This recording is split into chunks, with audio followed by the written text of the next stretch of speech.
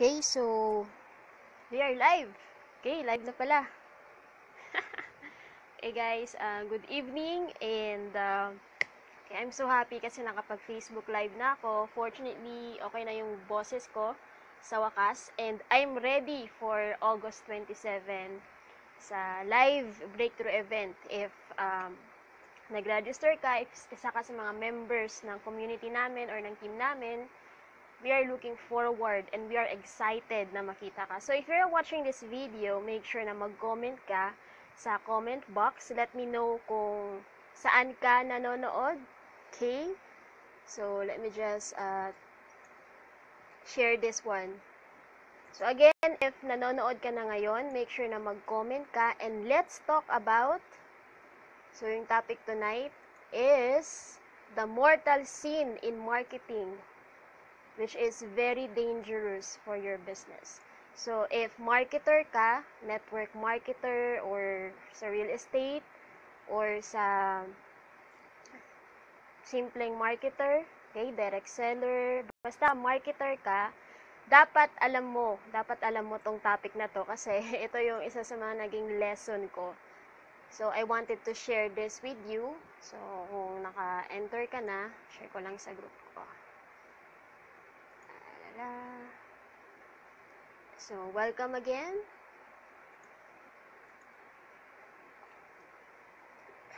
Yan. Makakata yung lalamunan ko. But, let's do this. Okay? Mamaya guys, 9 p.m., may online training tayo for Pinoy entrepreneurs. Make sure na nakapag-register ka na. And again, if you're watching this video right now, make sure na mag-comment ka sa comment box. Let me know if you are watching, if kung saan ka nanonood. And let's talk about the mortal sin in marketing. So, nakakatuwa lang yung title. Nakakatuwa yung, kasi naisip ko talaga na mortal sin talaga to.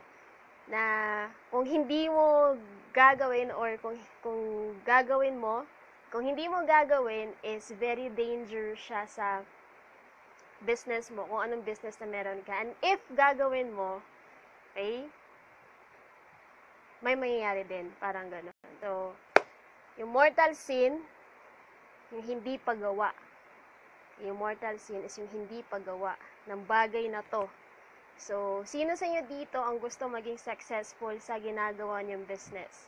So, pwede kayong mag-comment dyan if gusto niyo maging successful sa ginagawa mo niyong promotion, if gusto niyo maging successful sa ginagawa niyong business. So, pwede kayong mag-comment dyan na gusto ko maging successful sa ginagawa kong business. Kasi I believe naman na lahat tayo gusto maging successful sa ginagawa nating business, tama? So, hi Grace, and I'm glad and happy that you are here watching this video. So, again, if gusto mo maging successful sa ginagawa mong promotion or ginagawa mong business, pwede kang mag-comment dyan sa comment box, let me know, para at least malaman ko kung isi-share ko pa yung topic na to or hindi. Baka hindi nyo na kailangan eh. So, parang ganon. Kasi gusto ko talaga itong i-share. Sa totoo lang. Kasi napakalaking tulong nito sa akin. At napakalaking maitulong nito sa marketing mo, sa messaging mo, sa prospecting mo. Okay? Napakalaking tulong talaga nito. So, if hindi mo gagawin to, that's mortal sin. Okay? So, malaking kasalanan yan. Kumbaga, malaking kasalanan yan. So, ano ba to? Okay, inom na tayo ng tubig. Medyo makata yung lalamunan ko.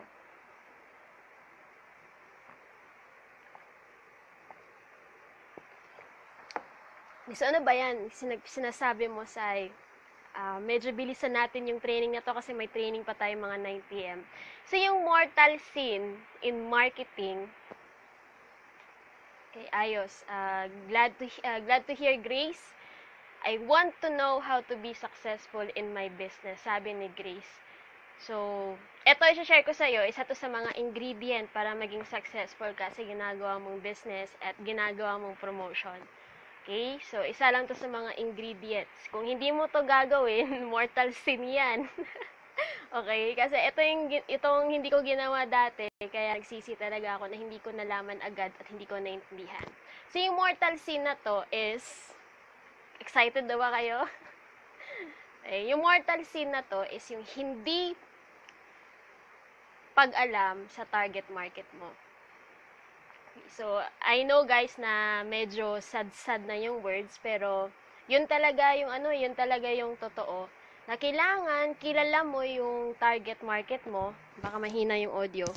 Kailangan kilala mo yung target market mo at dapat or kailangan na alam mo yung mga pangangailangan nila.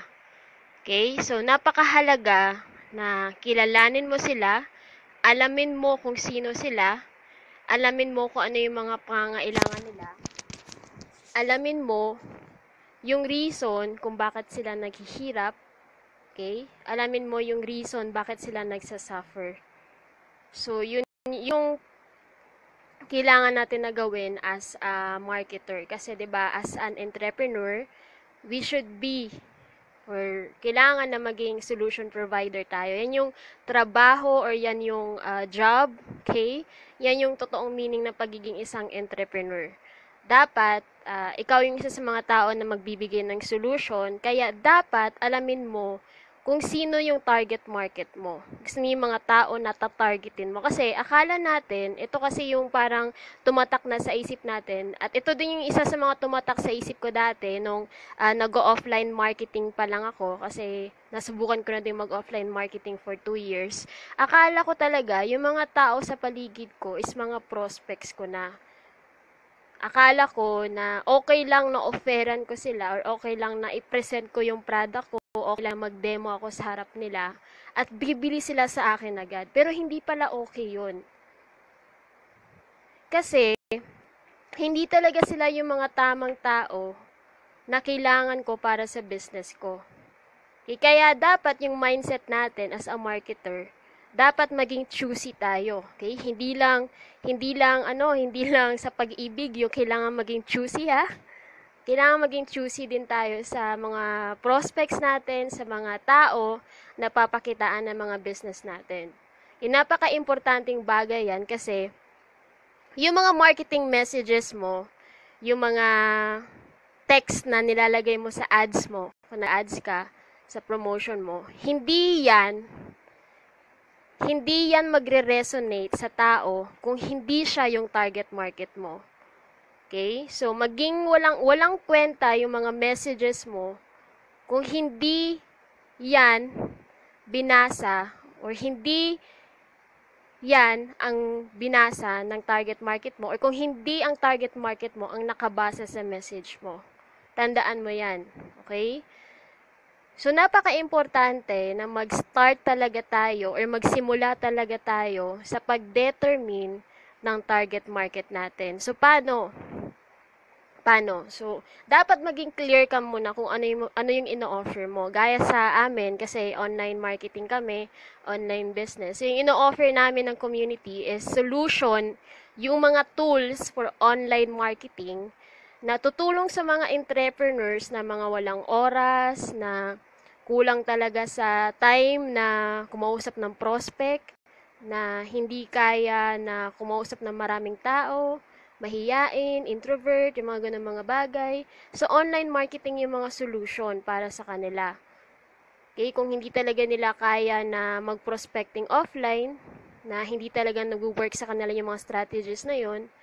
So, yung pinoprovide na solution is yung mga tools para matulungan sila na maging successful sa business nila kahit na hindi nila gagawin yung offline marketing full-time.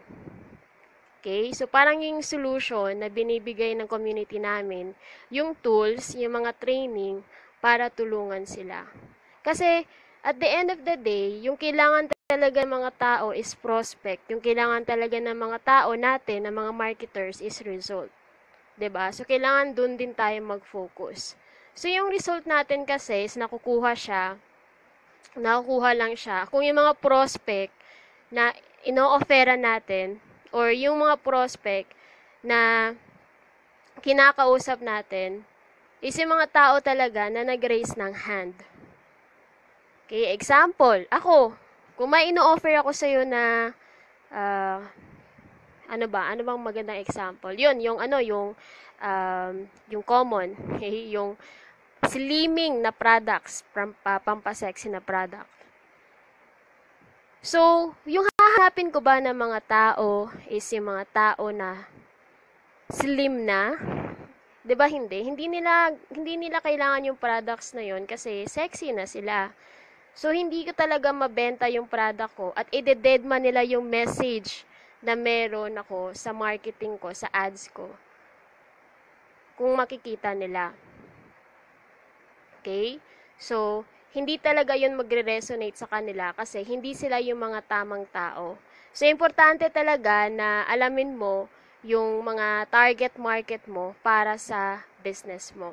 Okay? So, what if yung product ko is i-offer ko, what if yung slimming product ko is i-offer ko sa mga tao na naghahanap ng solusyon para sumexy. Na problema talaga yung yung katawan nila. Okay, what if sa kanila ko inoffer yung products ko? Kung sa kanila ko inoffer yung product ko, 100% nabibili sila dun. Kasi, yun yung solusyon na kailangan nila at nakita nila na posibleng mag-transform yung buhay nila gamit yung product ko. Okay? So, ganun ka-importante yung target marketing na pag alamin yung mga prospect mo, alamin yung mga tao na nangangailangan lang ng products mo. Okay? So, again, yung mga tao sa paligid mo is not your prospect.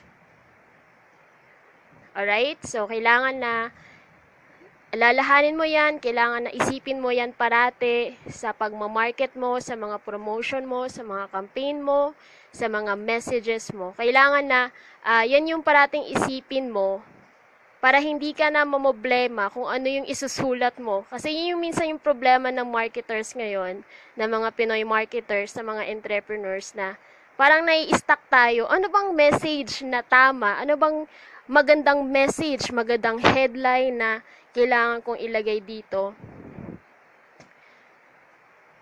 para may bumili sa akin. Okay?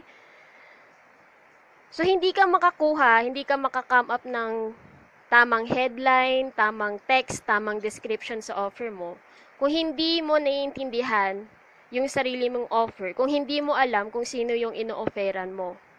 Okay? Kung hindi mo ginagawa yung target marketing, you're committing a mortal sin in marketing.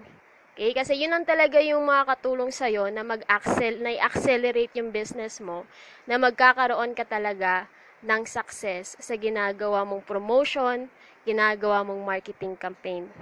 Okay? So, hi Joey. So, welcome sa video training na to. Welcome. Si Joey Rosaldes. Ayun guys, yun ang kailangan talaga natin yung target marketing, na alamin talaga natin kung sino yung prospect natin. Parang knowing their pain and knowing their problem, addressing their problem, and paano mo ipoposition yung offer mo sa kanila, paano mo ipapakita yung transformation sa kanila using your product. Okay? Pakita mo yung resolution, ipakita mo yung result. Kasi at the end of the day, yung gusto talaga ng tao is yung result. Result sa business na meron, sa situation na meron sila. Result doon sa struggle or parang change or transformation doon sa struggle na meron sila. Katulad, kung problema talaga nila ang marketing, then bigyan mo sila ng solusyon para magkaroon sila ng result sa marketing na ginagawa nila. Kasi at the end of the day, yung kailangan lang talaga ng mga tao is yung transformation or yung result na makukuha nila from you. Minsan nga hindi natin parang wala na tayong pakialam kung ano yung proseso, 'di ba? Kasi alam na natin kung ano yung resulta So deadman na natin yung proseso, deadman na natin yung mga hirap, 'di ba? Kasi clear ka na dun sa result mo, clear ka na dun sa end goal, dun sa gusto mong makuha. 'Di ba? So yun yung power pag ipakita mo sa mga prospect mo yung result. Okay? And again, kailangan na alamin mo kung sino yung target mo para maging clear ka kung paano mo i-explain yung result na makuha nila gamit ang business mo. So, if you're not going to do this target marketing, if hindi ka magte-take ng time na isulat kung sino yung mga prospect mo, kung ano yung mga pain, ano yung mga problem, ano yung mga parang mga problema na nagbabother sa kanila, kung hindi mo i-identify yun, kung hindi mo isusulat yun, mawawala ka talaga. Kasi pag isulat mo yun parate, pag inaalala mo yun parate, parang ma-memorize mo na by heart. Okay? Kasi yung ginagawa ko dati na sinusulat ko kung sino yung mga target market ko, yung target audience ko, kung ano yung mga pains nila, mga problem nila, mga challenges, mga struggle. At ginibigyan ko ng solusyon kung ano yung pwede kong i-offer, yung mga ganung mga bagay. Kasi doon din ako nagsimula, yung sa target marketing, yung pag-identify ng mga tao na nangangailangan lang ng offer ko. Kasi ayoko talagang kumausap sa mga tao na mga negative. Kasi pag hindi mo ginagawa yung target marketing, kung hindi ka clear kung sino yung mga tao na i-offeran mo, mare-reject ka talaga. May mga tao talaga na magde-deadma sa'yo, na magsasabi sa'yo ng mga negative, na mga walang kwentang bagay, kasi sila yung mga incorrect people. Sila yung mga tao na hindi kailangan yung business mo. Sila yung mga tao na ayaw ng solusyon. So, wag mong ipilit sa isang tao na ayaw naman ng solusyon. 'Di ba? So, doon ka lang mag-focus sa mga tao na gusto ng business mo, na kailangan ang business mo. Wag mong pahirapan yung sarili mo. Okay, huwag kang maghabol sa mga taong ganon, huwag kang maghabol or magsayang ng oras na kumausap sa mga taong ganon, kung hindi naman sila seryoso, kung hindi naman nila kailangan ng solusyon.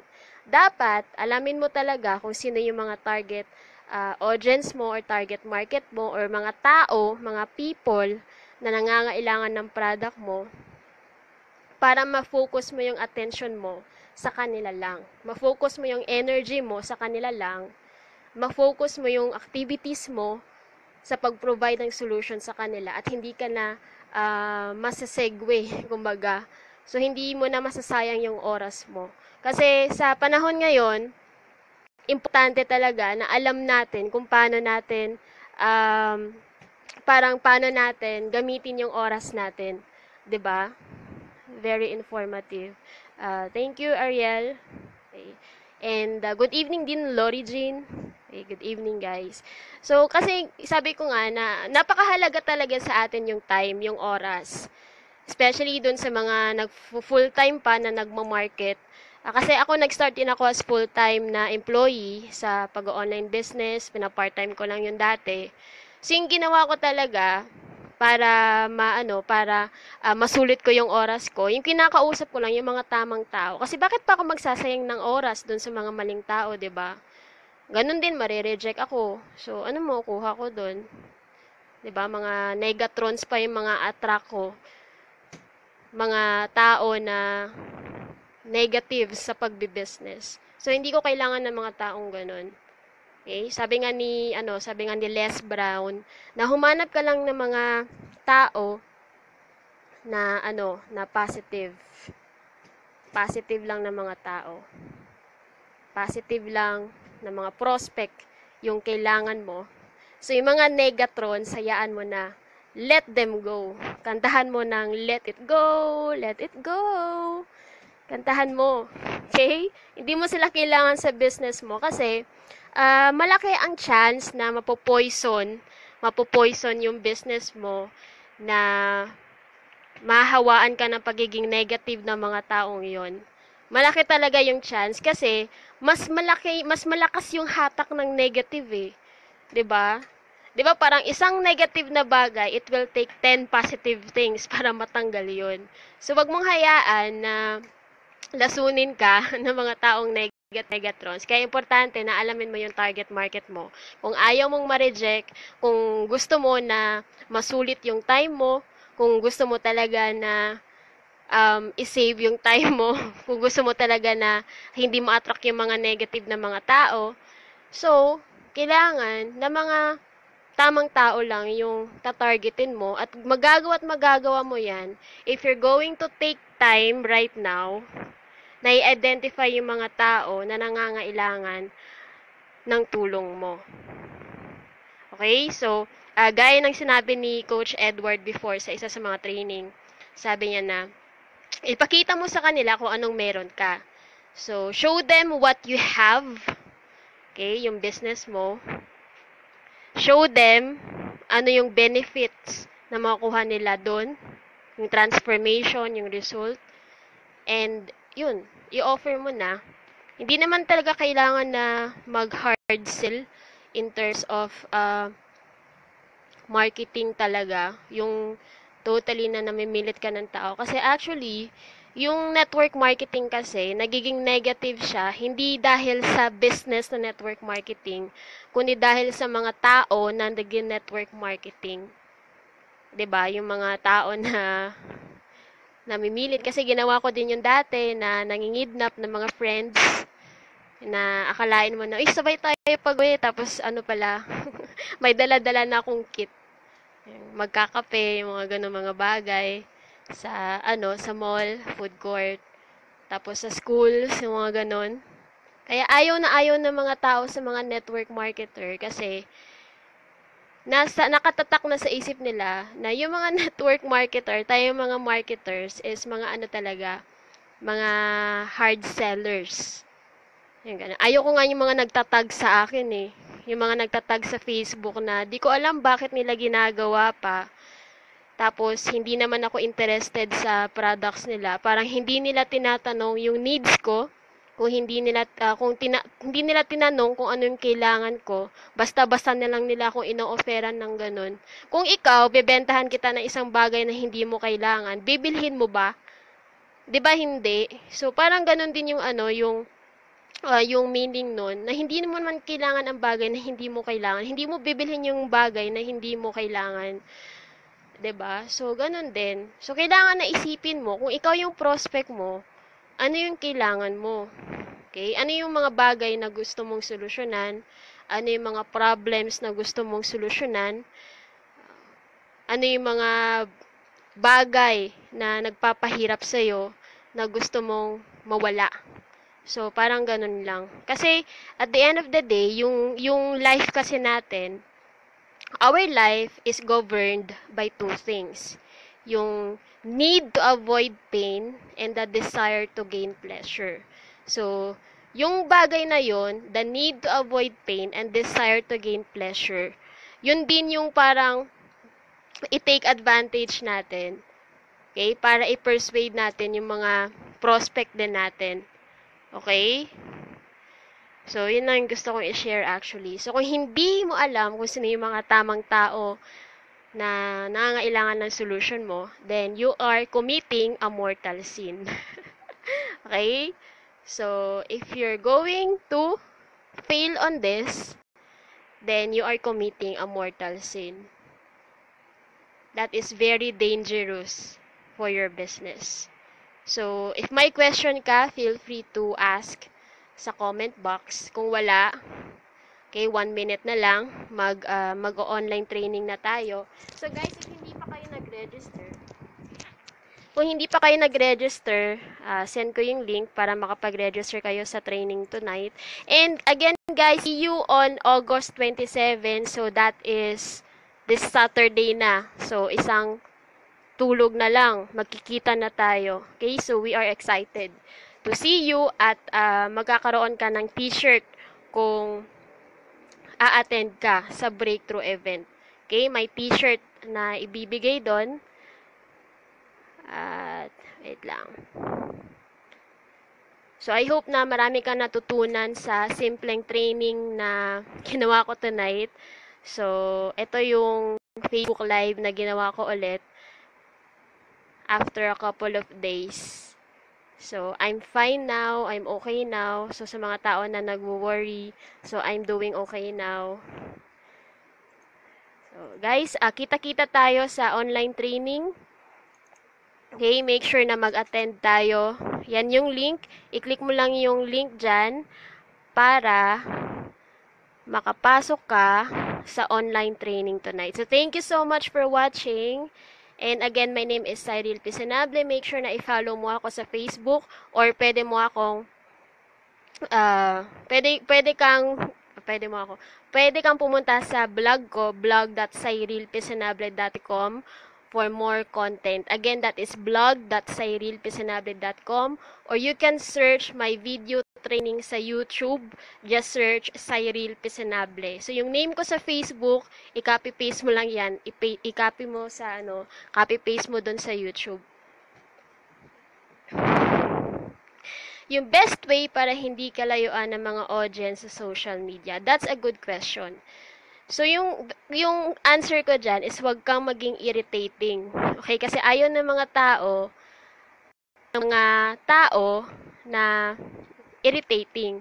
'Di ba? Yung parang nangungulit yung mga ganung mga bagay. At make sure na valuable yung mga information mo. Like kung may blog ka, magbigay ka ng information doon, i-share mo sa social media. So, in that way, nakatulong ka sa kanila. Kasi ang isang tao, pag nakakita sila ng bagay na nakakatulong sa situation nila, they will love you even more. They will not hate you. They will only hate you kung nakakairita talaga yung ginagawa mo. Na, example, yung pagtatag ng mga kasi doon ako naiinis sorry. Hindi nga totoo talaga yung pagtatag ng mga tao na hindi naman kailangan ng product mo. Okay? Na puros offer pa na hindi naman nagbibigay ng value. So, yung pinaka the best na pwede mong gawin is magbigay ka ng value, magbigay ka ng information, magbigay ka ng solution by creating a content. Okay? Creating a content, creating a blog, creating articles na makakatulong sa target market mo. And then again, hindi ka lalayuan ng mga audience mo sa social media. Hindi ka lalayuan ng mga audience mo sa social media kung nakikita nila na consistent ka na nagbibigay ng value sa kanila. In fact, sila na yung lalapit sa'yo at sila na yung parang magme-message sa'yo at ikaw na yung pinakaunang lalapitan nila kung may tanong sila kasi nagkita ka nila as expert na may authority na alam yung ginagawa mo. Okay? So, I hope nakatulong yon, Ariel. You're welcome.